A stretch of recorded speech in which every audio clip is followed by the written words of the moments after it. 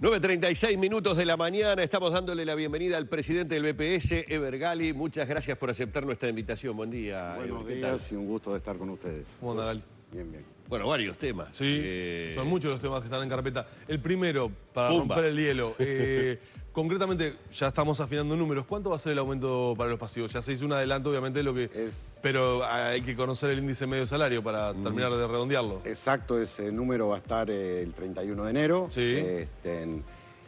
Fue el 9,7%, es el 11º consecutivo.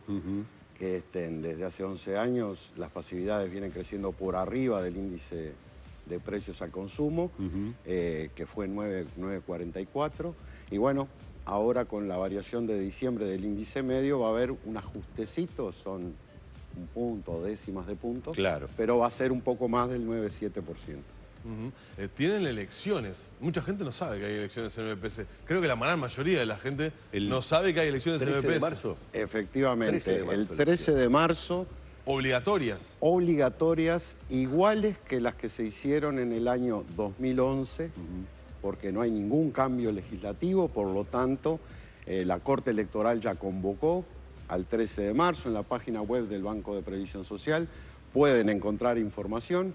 Si quieren saber si están registrados, si tienen que votar, entran allí a la página web del BPS, ponen la cédula de identidad y allí aparece si está registrada la credencial. Estamos involucrados todos, vamos a decir esto, porque mucha gente puede en este momento haberse desentendido de la conversación. Esto incluye a pasivos, a trabajadores, a empresarios, ¿no? Exactamente, estamos hablando de 811.000 trabajadores, de 571.000 jubilados y pensionistas y de 133.000 empresarios. Prácticamente el 13 de marzo se moviliza 1,5 millones de personas en el país. ¿Ya cerró el padrón? El padrón está cerrado. O sea que... Ya fue expuesto durante un mes por la Corte Electoral. Ya se recibieron muy poquitos, 10 reclamos sobre los números de credencial y otros datos, de manera que el padrón ya está completo. Y si entran ahí a la página web, ven si están registrados y en qué orden votan. Elección nacional obligatoria y con sanción para el que no vote. Efectivamente. ¿Qué sanciones? Rigen las mismas reglas que la elección nacional general. Todas las mismas reglas, excepto Los mayores de que 70. la ley habilita a que los mayores de 75 años no vayan a votar. Cosa que de todas maneras nosotros siempre decimos, si pueden ir, mejor que vayan, porque en definitiva se trata de un acto, de una expresión democrática, de elegir directamente a sus representantes en cada uno de los órdenes, en un organismo que en definitiva maneja nada más y nada menos que 10.000 millones de dólares por año de entrada, porque los recauda, de salida porque los paga en beneficios y tiene representación directa. También permitimos una precisión, porque esto es importante. Hay elección y hay votación y hay que ir a votar, haya una o más listas en el orden que les toque votar. Porque esto en la otra elección llamó un poco a confusión también, pero queremos ser muy precisos en esto. Hay que ir a votar cualquiera sea la cantidad de listas que tenga la persona en el orden. Porque que se había manejado si era lista única, no necesariamente se habilitara la elección, o sea... o en algún momento estuvo esa idea. Hay un proyecto de ley en el Parlamento que no fue votado a tiempo para ser aplicado en esta elección. Hay compromiso de los parlamentarios de tratar ese proyecto de ley de cara a la próxima elección del año 2021. Pero bueno, en definitiva, hoy la norma, por eso dije, es la misma que en 2011. En este caso va a haber disputa electoral en el orden de los jubilados porque hay 2 o 3... Hasta ahora todavía está abierto el plazo de inscripción de listas hasta el 12 de febrero. Hasta ahora se ha presentado una lista en cada orden. Pero sabemos hay que plazo habrá disputa hasta seguramente. el 12 de febrero. Bien. Humberto, no sé si... Yo voy a esperar porque es personal. No, ¿sabe por qué le digo que es personal? Porque la gente va a decir, este lo invitó por el tema de los cincuentones. Porque usted sabe que los cincuentones tenemos un problema. Desde que vino Ramón Ortiz acá, que nos dejó locos a varios, estamos hablando de uno de los directores de BPS que vino a explicarnos, a muchos que realmente no sabíamos, bueno, el perjuicio que teníamos aquellos que sobrepasábamos los 50 con el tema de estar con la SAFAP. Acá hubo algunos números que nos tiró, mire, esto es para que vea Cali que no es mentira. Levantan la mano detrás de cámaras. Acá nos tiraron algunos números que nos quedamos con los pelos de punta, con el tema de lo que estaríamos perdiendo de estar en un sistema o estar en el otro. ¿Hay algo en ese sentido que se pueda anunciar para darnos tranquilidad, presidente? En primer lugar, integro esa tribu. Bien. En segundo lugar, este efecto de la ley 16.703, el régimen de capitalización y demás, era un efecto que, digamos, ya se conocía, lo habíamos alertado en su momento. En el año 2013 hubo una serie de discusiones, producto del segundo Diálogo Nacional de Seguridad Social. Allí se discutió la posibilidad de desafiliación de ciertos sectores. Este sector estuvo en esas discusiones. Posteriormente surgió la ley 19.162, que no incluyó a este sector, pero este efecto era conocido y efectivamente es así. Para personas, trabajadores que hayan entrado en el régimen de la SAFAP y según su nivel de ingresos, sobre todo de ingresos medios y medios altos. Y esto surge de comparar cómo le va a una persona que por unos meses, por unas semanas, no quedó obligado al régimen de AFAP y se jubila por lo que se llama régimen de transición, y lo que nos pasa a los que estamos por unos meses, semanas, incluidos. Si hacemos la comparación según los escenarios, hay situaciones en donde las personas que están en este régimen tienen una menor jubilación entre la que paga el BPS y la AFAP que la que tendrían si estuvieran en el régimen de transición.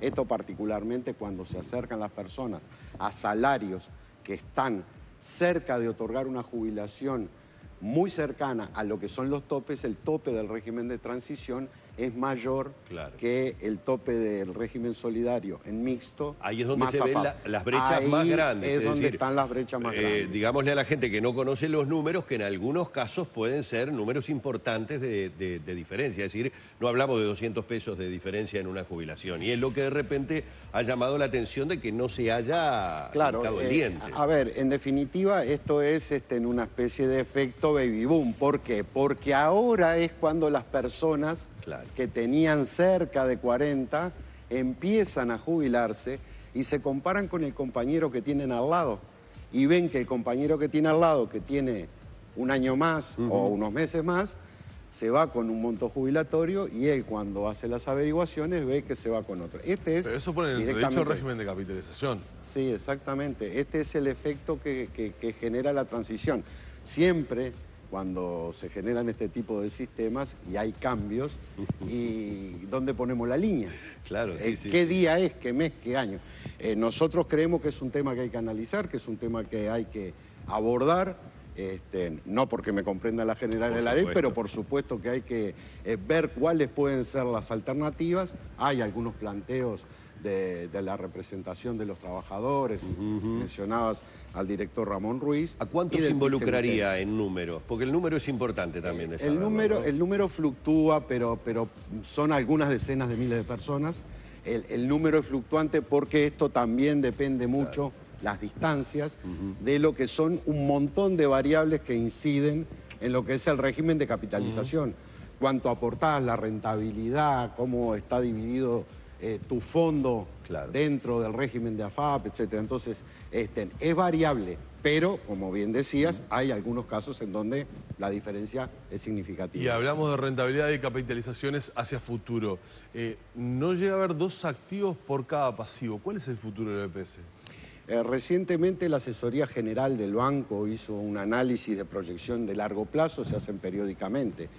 Eso está mostrando que hoy prácticamente hay que elegir un indicador para medir la salud del sistema. Bueno, el indicador elegido es cuál es la asistencia financiera neta necesaria del Estado para solventar el presupuesto de prestaciones del Banco de Previsión Social. Allí ese estudio indica que actualmente prácticamente es 0,1, 0,2, es muy baja la necesidad, inclusive en el año 2009 no tuvimos necesidad de asistencia financiera, esto producto del crecimiento de la cantidad de cotizantes, de la regularización, ha habido una muy importante formalización. ¿Y cómo fue el comportamiento ese en 2015?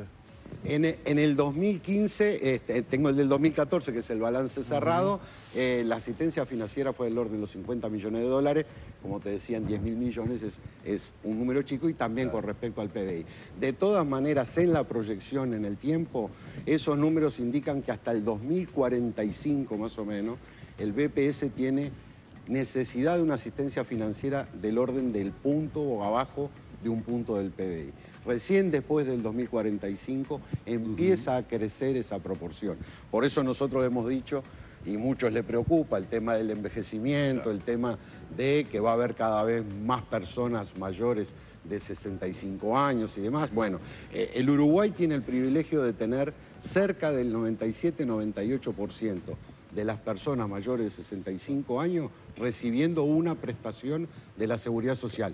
Es del orden de cobertura más alto que hay en América Latina y prácticamente en el mundo. El mayor envío de personal al seguro de paro les está generando en estos meses una mayor erogación. Sí, efectivamente, más gente en el seguro de paro y en todo lo que tiene que ver con erogaciones. De todas maneras, en los grandes números, lo que son las prestaciones de subsidios a los activos representan una pequeña fracción de lo que es el presupuesto del banco. El 80% son jubilaciones y pensiones. En estos días tuvo mucha notoriedad lo acontecido con el Colegio José Pedro Varela, entre las situaciones, la buena noticia de que el colegio reabría sus puertas en febrero, aparecían entre las noticias, bueno, el nivel de endeudamiento que el Varela tenía con el BPS. No quiero puntualmente hablar solo del Varela, porque ayer tuvimos aquí a la presidenta de la Asociación de Colegios Privados, de la Enseñanza Privada, hablando de si la situación de endeudamiento a nivel de los colegios privados es grande. Entonces, a partir de lo sucedido con el Varela, le pregunto, en materia de colegios privados, ¿la situación del Varela es un hecho aislado o hay endeudamiento de parte de estas instituciones con el BPS? En realidad no hemos analizado el dato. El dato del Varela es bastante notorio. Lo que sí podría en principio sorprender un poco es la existencia de endeudamiento importante de parte del sector de la enseñanza privada, porque están exonerados de aportes patronales. Lo que aportan al Banco de Previsión Social son los aportes personales de los trabajadores. De manera que, en definitiva, son los sueldos con sus cargas sociales, no como otros sectores de actividad que pagan el 7,5% de aporte patronal. Entonces es un sector que cuenta con esta ventaja de tener exoneraciones, y ahí es donde puede de repente sorprender un poco que exista un nivel importante de endeudamiento, porque en la ecuación no hay una salida de aporte patronal como en otras actividades del país. Un tema que ha sido recurrente por los empresarios y una preocupación que se ha puesto arriba de la mesa, que tiene que ver con el subsidio por enfermedad, por personas que van al seguro por enfermedad, que ha sido creciente. La representación empresarial durante el año pasado ha hecho algunas advertencias al respecto. ¿Cuánto más se ha incrementado el subsidio por enfermedad? Para que se tengan una idea, hoy más o menos andan en un promedio de unas 40, 41, 42 mil personas. Es un crecimiento importante. ¿Cuánto porcentualmente, Gali? Se ha duplicado con respecto a hace 8 años, 7 años. Pero en esto nosotros somos muy precisos. En los últimos años, prácticamente todas las medidas que se han tomado ha sido para mejorar la cobertura del seguro por enfermedad. ¿Y esto qué es? Bueno, esto es que a valores de ahora, bueno, antes el tope era 3 BPC. A 3.000 y pico de pesos eran 9.000 pesos. Hoy son 8 BPC, son 24.000 pesos. Ha incidido que tenemos muchos más cotizantes. Ha incidido, por supuesto, la simplificación del trámite. Ahora, yo también advierto que, porque hay una tendencia a adjudicarle todo el crecimiento a lo que tiene que ver con el cambio del sistema. El cambio del sistema que se produjo en 2010 fue solo para Montevideo. El interior ya desde larga data venía trabajando de esa manera. Y por otra parte, también es significativo si hacemos la comparación a nivel internacional. Yo te decía, 40 y pico de mil personas en esto. Bueno, eso es en más de 1 millón de posibles beneficiarios. Claro. Estamos hablando de 4%. Este guarismo es, en las mediciones, si lo comparamos internacionalmente, absolutamente alineado con lo que sucede en España, en Estados Unidos, en Francia, en otros países, que tienen más o menos la misma composición etaria y más o menos los índices de calidad de vida similares al del Uruguay. Después tenemos los sectores. Todo el mundo sabe que, por ejemplo, un sector donde hay mucha certificación laboral es en los trabajadores de la salud, es en los trabajadores de la enseñanza. No en balde, son dos sectores donde también coincidentemente hay alta tasa de doble empleo. Nosotros estamos trabajando en esto desde siempre porque no negamos que pueden haber vivos. Claro. Y lo hemos dicho públicamente, son malos los profesionales que certifican cosas que no son, como los trabajadores que faltan a trabajar porque hasta son malos compañeros. Porque si acá en el piso falta un compañero, ese laburo tiene que sacarlo alguien porque el programa al aire tiene que ir. Entonces, hay problemas de compañerismo ahí y hay problemas desde el punto de vista técnico profesional en los médicos que se prestan a ese tipo de juego. Por eso tenemos muchos sistemas de controles y por eso estamos tomando toda una serie de medidas de readecuación y cambios en el área de certificaciones médicas para asegurar que estén los que tienen que estar. Pero, perdón, yo sé que tenemos que cerrar, pero ¿qué cambios han hecho ahora? ¿O cuáles van a hacer? Bueno, se van a hacer una serie de actividades con los médicos, con los prestadores de salud, porque nos parece muy importante formar, informar qué hay por detrás de una certificación médica. Porque de repente para el médico es poner un número en un papelito, pero hay que explicar también claramente lo que hay por detrás. Cuando dicen que es más garantista que lo haga el Estado, yo siempre digo lo mismo. Tengo 34, 35 años en el Banco de Previsión Social. No conozco ningún médico que desdiga al médico tratante. Si el médico tratante te manda 10 días a la cama, el certificador va a decir, no, vos te levantás y anda a trabajar. No existe. Puede haber un control de que no haya un abuso. Entonces, la certificación, y reitero, en el interior es así desde hace 30 años. ¿Sanciones a los profesionales, por ejemplo, que certifican sin justificación? La normativa no lo prevé. Nosotros lo que sí creemos que tenemos que trabajar mucho con los efectores de salud, con las direcciones técnicas de las mutualistas, de ACE, con los propios médicos, de manera que tengan claro cuál es el elemento. Porque en definitiva el reposo y el no ir a trabajar es parte del tratamiento para recuperar la salud. Claro.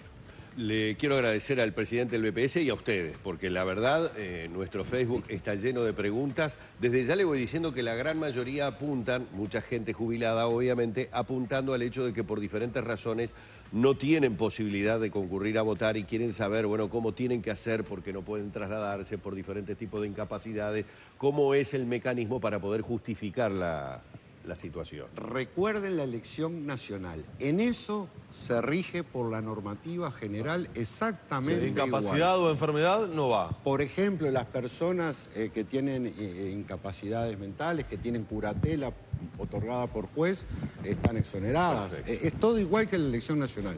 Y mayores de 75 también. Mayores de 75 están eximidos de ir a votar por ley. Bueno, le queremos agradecer al presidente BPS, Vergali, todos estos minutos que ha tenido para... Agenda otra nota, porque nos quedaron 20.000 temas. Todos estos temas. Todos los temas, no me dio ninguna solución. Yo le dije, le vamos a invitar, le voy a preguntar sobre el tema. Pero bueno, no, muchas gracias, Gali, realmente por esto. Usted quiere respuesta medida. Un gusto y cuando quieran, de nuevo seguir. Gracias, Gali. Señores, así hemos tenido entonces al presidente del BPS, Vergali, en esta mañana de Arriba Gente.